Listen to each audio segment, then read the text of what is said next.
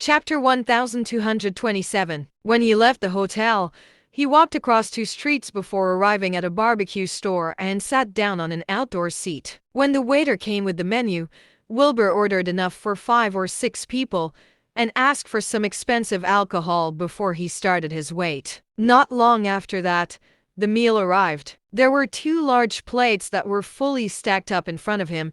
Before he even got to taste the meat, the smell was definitely amazing enough to make him drool. Wilbur opened the alcohol and took a drink before he started to enjoy his food. Even putting aside everything else, being able to eat good meat while enjoying a drink was one of the joys of the world. It had been a long time since he got to relax like that, drinking and eating alone. Just as he was enjoying himself, Wilbur noticed that there was a girl with disheveled hair and a dirty face nearby looking at his food. The girl's clothes were just like her face, so dirty that it was impossible to tell the original color. The only thing that could clearly be seen was her bright eyes. However, those eyes were filled with a desire for food at that moment.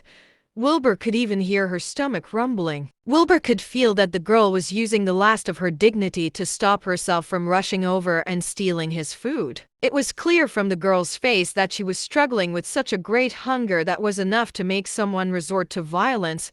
She was clearly in great pain. She was enduring a fight between the need for food and her dignity within her. Seeing the scene before him, Wilbur sighed and waved the girl over. The girl did not notice him moving at all.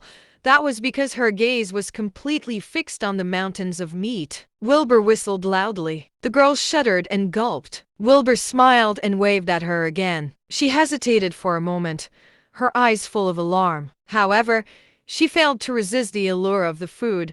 Hunger was not something that could be overcome through willpower alone. The girl slowly walked over. Wilbur smiled and said, "I ordered too much and can't finish. Can you help me out?"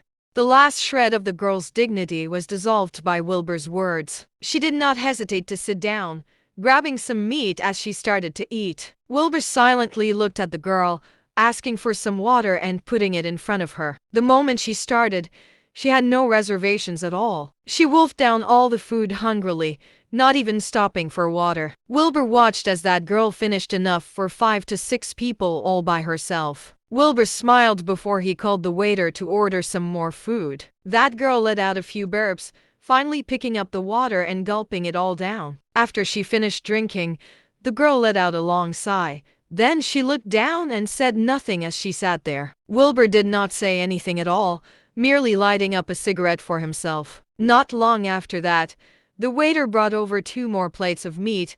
Wilbur said softly, "Do you want more?" The girl lowered her head and shook it, not saying anything. Wilbur smiled as he continued to eat and drink. Both of them sat there in silence. After some time, the girl said in a soft voice, "Thank you." "No need to thank me." Wilbur smiled at her. He did not ask her what the girl had gone through, because he could tell that the girl had a lot of pride. She finally looked Wilbur in the eye. Wilbur smiled in response. "Are you a good person?" the girl asked strangely. Wilbur smiled at her. That question was a hard one to answer. How could one truly draw the line between good and bad? Just as he was thinking about how to answer the question, 2 men walked over and stood in front of Wilbur's table. The streetlights caused their shadow to completely cover up the table.